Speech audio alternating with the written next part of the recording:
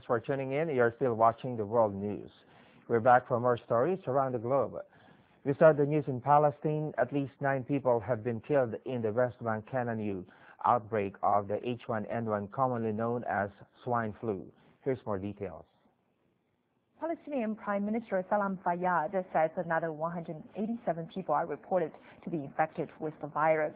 He says a state of emergency has been imposed with all health sectors on standby. The Palestinian Health Ministry says the cases were first identified in the north of the West Bank and have since been reported gradually further and further south. Medicine to fight the disease will be made freely available at all Palestinian medical centers.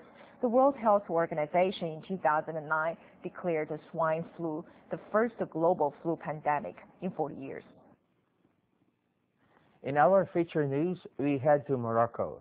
Aziz travels the Atlas Mountains in search of hand-woven carpets by Berber women, hoping to save a tradition under threat from globalization. The quality depends on the wool and the number of knots. There are more than 70 village women working here, each earning 15 euros per square meter.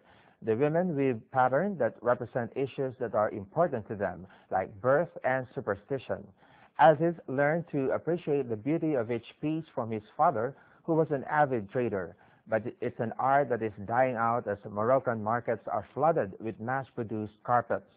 Aziz has accumulated carpets in his home that are almost impossible to replicate today.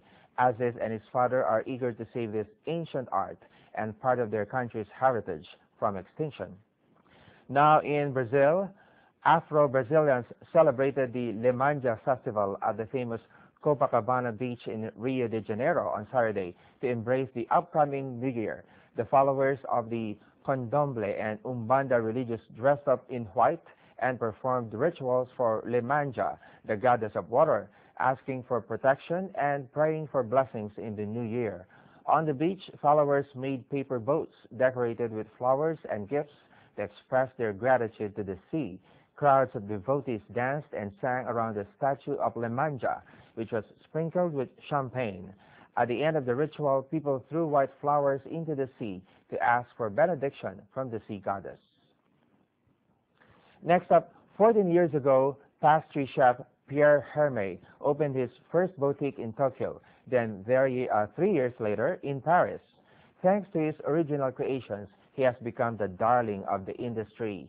So just how does this expert create his new sweets? We head to his Parisian shop to find out.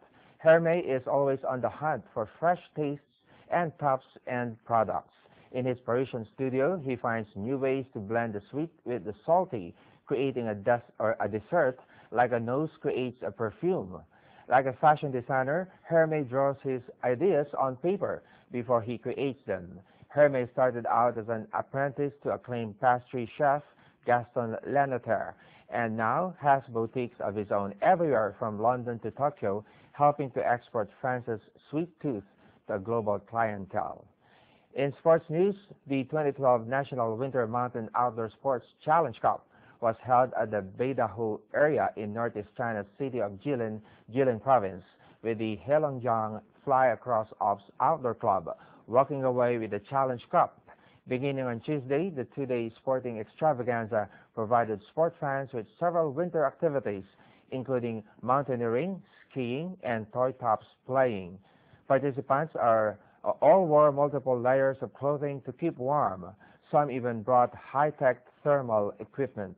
This is the 3rd year of the event, which has seen more enthusiastic participants than previous 2 years.